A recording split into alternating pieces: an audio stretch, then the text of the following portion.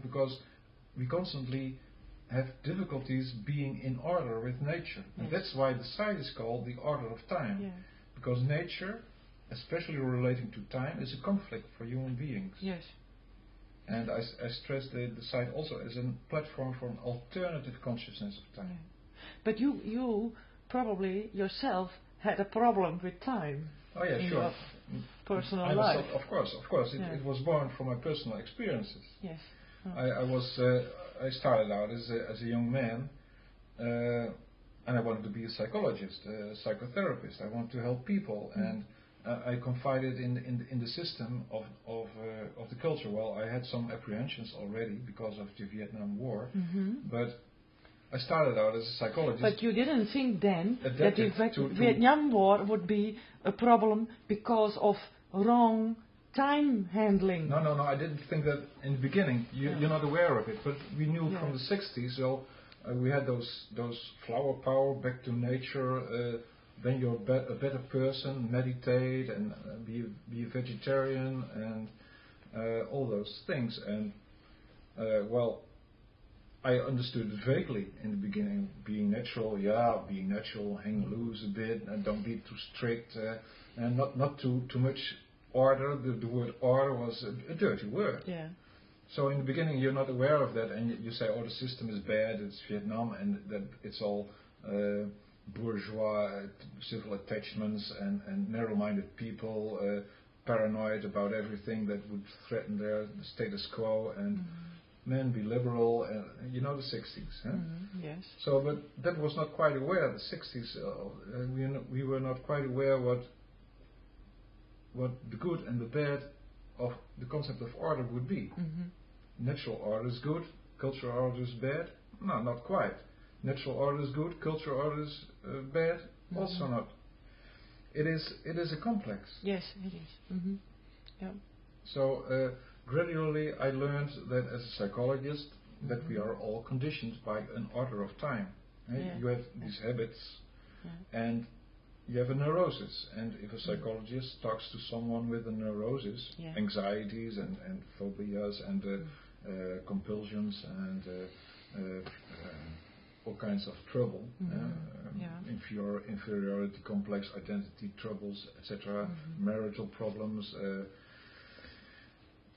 you name it. And you think that's all related to the misconcept of dealing with time? Yes, sure. The entirety of the psychological complex can be expressed as an instability of time awareness. If we are stable in our time awareness, then there is constancy of self relating to time. And when you start meditating, you turn away from time. Yeah. But not to become an unstable person. No. You try to be stable with time. Yes. So the purpose of meditation and yoga is to have stability of your time awareness. Yes. Now, psychological time is defined as the instability of time awareness. You're not quite aware of, sometimes it goes fast, sometimes it goes slow. It depends. When you have an intense positive experience, you easily forget time. When something is hurting, and then time can weigh very heavy, and then every second takes a long time. So, depending upon your joy and your suffering, you experience time dilation or time differently. And this instability of time is in fact a problem. Yes, it is. Because you want to have a clear grip on reality, which is also continuing, which we call the soul, which we call the positive self. And you don't want to have a different opinion or a different mood all the time because of the psychological hang-up. The instability is what you hate. You want to be the same person all the time. That is connected to the concept of identity. But what is that same person? It is not what you do. It is not the glasses you wear or the clothes you have. What is this person inside, and what is this soul all about? So this concept of time is very closely associated with what the soul is, how to be happy, how to get rid of instability. Yes. How to be an integrity, a constant self, which is still dynamic and vital. Yes. Because a constant self shouldn't be a fixed, rigid person. No, it should be a vital, stable person. You can do whatever you want, but you are constant. You are constant aware. It's not that you flip out regularly because you didn't have your day again, or because you whatever. But this instability of people, I think, is not completely depending only on the right use of time. I think there are more things to it, and the person himself has to think about. And okay, but maybe that's too far. No, I understand. Time refers to the concept of truth. It's a value, a standard value. Don't lie to each other. And standard time is a kind of lie about the situation in nature.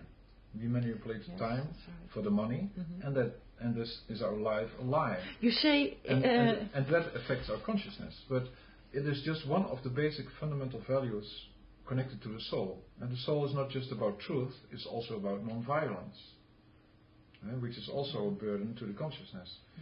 The soul is also about possessing and acquiring. Are we of penance? Are we willing to give it up, the profit motive, at least once a week? This is also of importance. Or are we stealing from each other, cheating each other? Are we faithful in relationships? That's the fourth value. Are we in control with our sexuality? Do we often not, because love seems to be overruling everything, but still it is important that you respect each other and don't treat each other as a sex object. And so this is also a complex of guilt and a complex of desire and for freedom, and what is the order of that and how to get a grip on that. So this is also implied in the order, comprised in the order of time. Order is that's why I call it an alternative time consciousness. Because consciousness is not just time dependent, it's also out of time with the values of the soul. So that's why the concept of order refers not just to the time, but it's called the order of time because time is a fundamental value, a fundamental element of nature. If you cut out the time, there's no life. Yes. If you, Jesus said, "I'm the truth, the life, and the gate." And if you cut out the time, you cut out the life, and you cut out Jesus. Jesus is the time. Or he's crucified on that concept of order of time. It is a burden, the order of time, but it's also a form of liberation. Yes, it is. An opportunity for a new life. It's so fundamental. It's impossible to think about anything, for instance, about non-violence, without seeing the relationship to the concept of truth. If you're truthful, you're in fact non-violent. If you're non-violent, you can be truthful. So truthful we are with saying and seeing things as they are. Then we are non-illusion. Then there's nothing between the inside person and the outside reality. You see things as they are. 12 o'clock is 12 o'clock. And the time is just a very good example of proving how much we fell into lying about ulterior motives, which is the other value of, for instance, stealing or not being honest about the money with each other. And then, so it's all interconnected. But time is a fundamental value. But I understand, and it is a very complex subject, let's say. Everything concerning with time, what belongs to it. So to have the natural time installed, get in order again, you have to start somewhere. And how do we get it reinstalled, natural time?